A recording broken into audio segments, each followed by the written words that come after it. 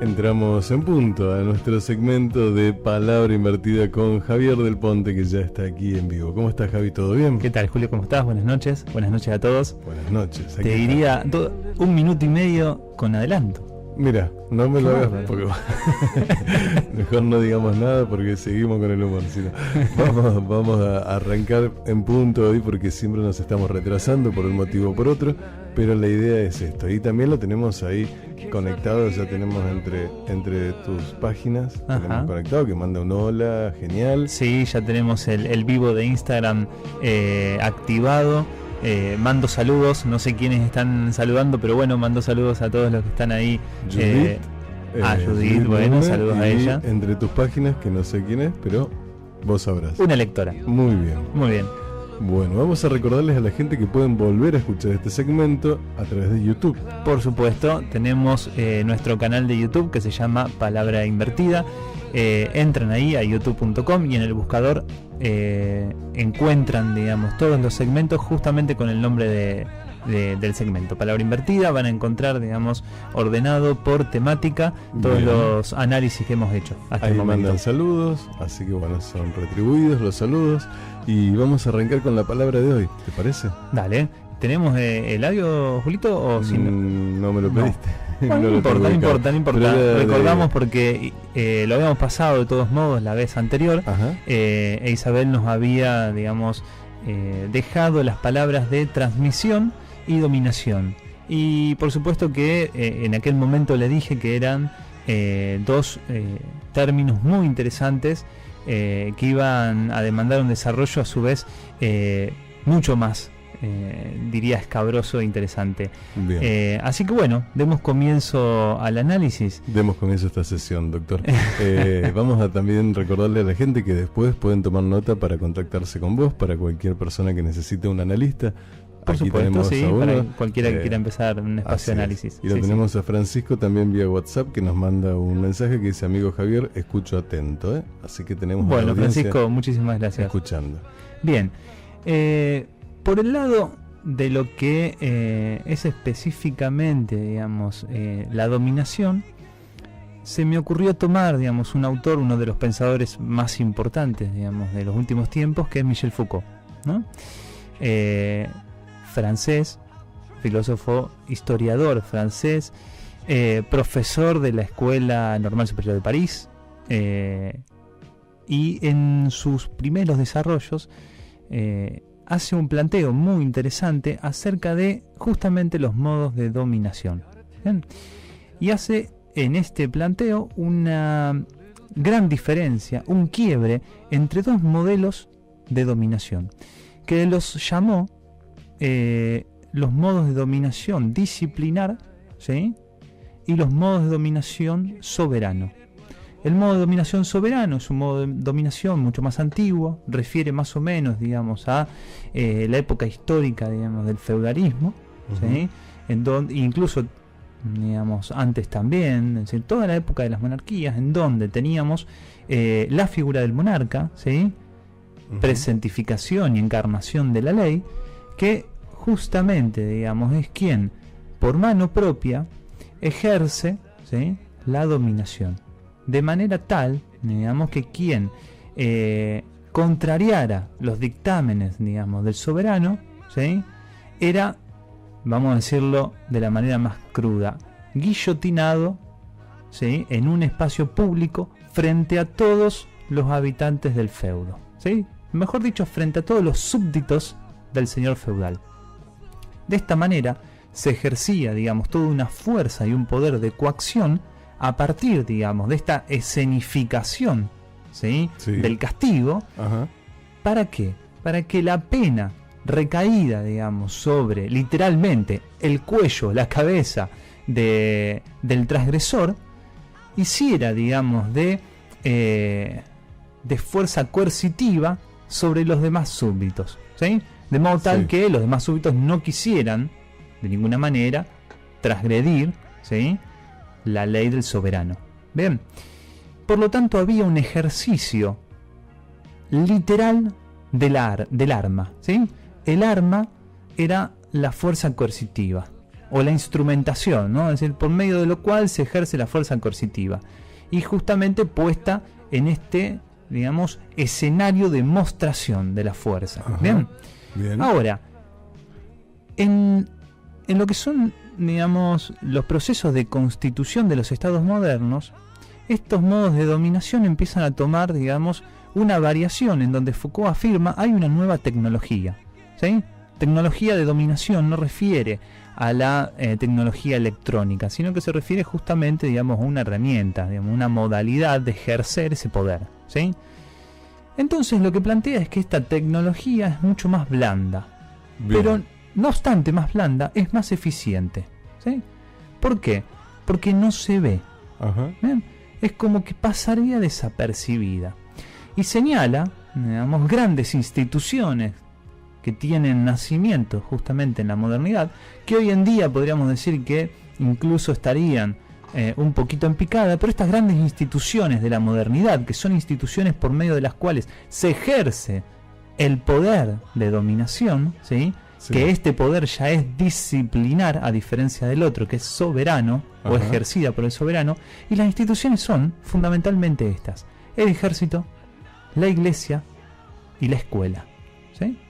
La cárcel también, y posteriormente, digamos, también incluye el psiquiátrico. Pero vamos a retener, digamos, una de las instituciones, más allá de que las otras operan sobre la misma lógica, ¿sí? Ujú. Vamos a retener una que está relacionada con la palabra propuesta por Isabel, que es transmisión, que uno podría decir transmisión, educación, ¿sí? La escuela, institución moderna por excelencia, encargada justamente de la educación de los pueblos, es decir, de la transmisión de conocimientos. Bien. Ahora, lo interesante es lo siguiente. Uno, digamos, ilusamente puede creer que en el colegio va a aprender todo. ¿Bien? O, Ujú. dicho de otra manera, diversos puntos de vista. Sin embargo, los colegios o la escuela como institución, ¿sí? Para decirlo de una manera más abstracta, para nombrarlo como institución, reproduce y reafirma sobre sus estudiantes la ideología dominante, es decir, la ideología de quien ejerce el poder de dominación. Bien, Bien. lo voy a dar con un ejemplo muy, hasta te diría grotesco, y que lo extraigo de mi propia experiencia, ¿sí? A ver. En los momentos cuando yo andaba por ahí dando vueltas por los 10, 12 años, creía, afirmaba e incluso reproducía justamente una serie de enunciados que voy a decir cuáles son. Lo barato sale caro, ¿sí? Tan chiquito repetías esas cosas. Por ejemplo, ¿no? Bien. Claramente, digamos, cuando uno es chico, repite muchos enunciados y muchas veces, o la mayoría de las veces, sin ningún tipo, digamos, de pensamiento analítico sobre lo que está diciendo. Es decir, justamente porque es difícil, es el pensamiento crítico, el pensamiento analítico es algo que se construye con el paso del tiempo, digamos, ¿eh? Y justamente ejercitándolo con una práctica de lectura. Pero bueno, yo reproducía este tipo de frases, ¿no? Es decir, lo barato sale caro, lo caro es bueno, ¿sí? Estábamos muy acostumbrados a pensar que realmente lo caro era bueno. ¿Ven? Ahora, yo me pregunto, y les dejo la pregunta, ¿sí? Por más que pueda dar algún tipo de respuesta, ¿a qué lógica sirve, a quién le interesa que la gente reproduzca ese tipo de afirmaciones y que a su vez las crea, ¿sí? Y que actúe en consecuencia? ¿A quién le conviene?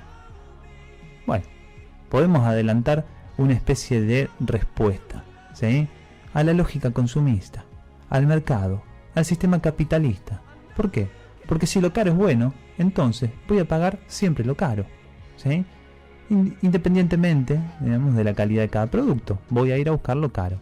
Por lo tanto, es servil a cierta lógica. Bien, esto a modo de ejemplo para mostrarles, ¿sí?, cómo mi tránsito por una institución secundaria, digamos, de corte privado y eclesiástico, a pesar de que yo resistía dentro de esa institución ante todas este tipo de cuestiones, de alguna manera penetraron en mí y me lo hicieron reproducir. Bien.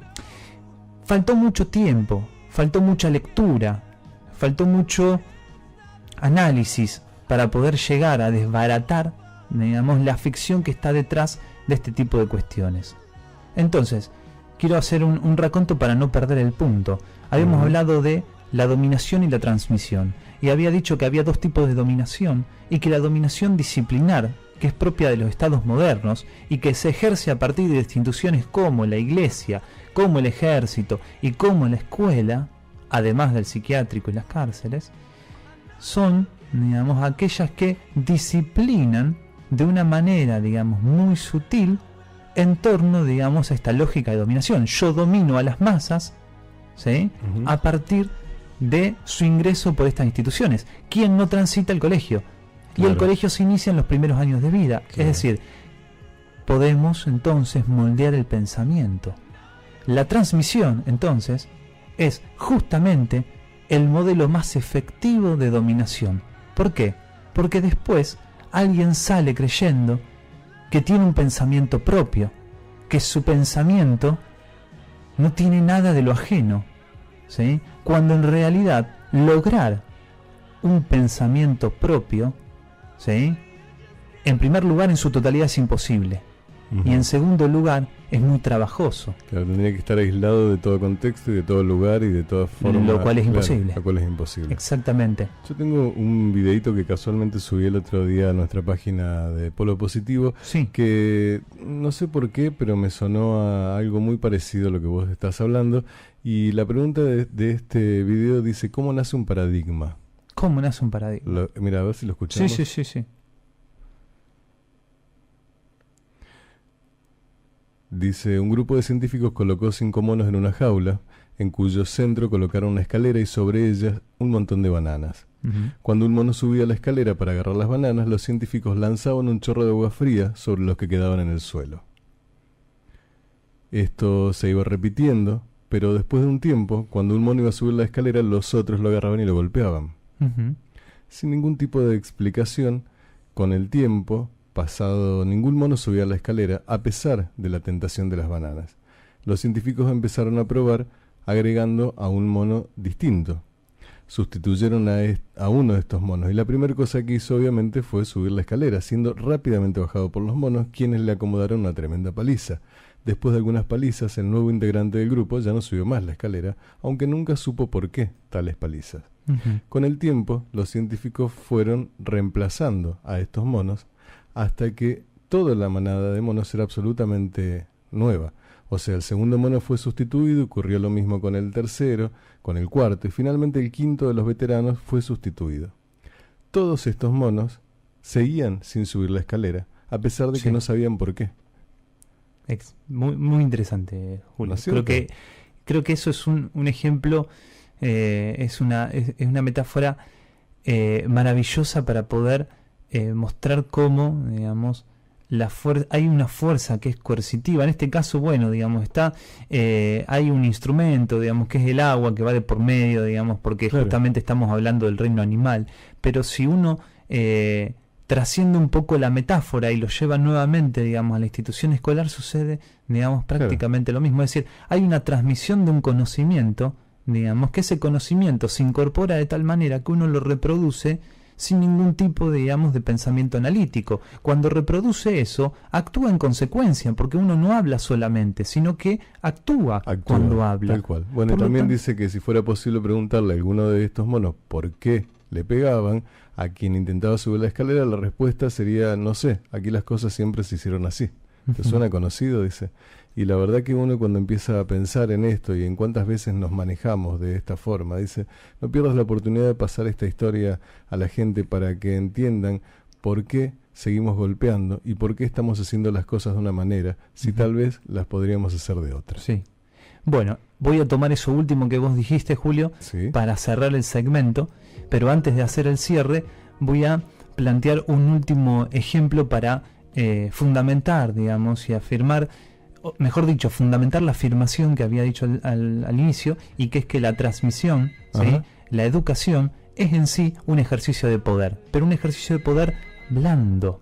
Es decir, no es a punta de pistola, no hay un arma en juego. Ahora, sin embargo, es mucho más efectivo. Claro, Bien, y voy a contar entonces que toda mi generación que pasó, digamos, por el colegio, conoce, digamos, respecto del lenguaje, un concepto instrumental.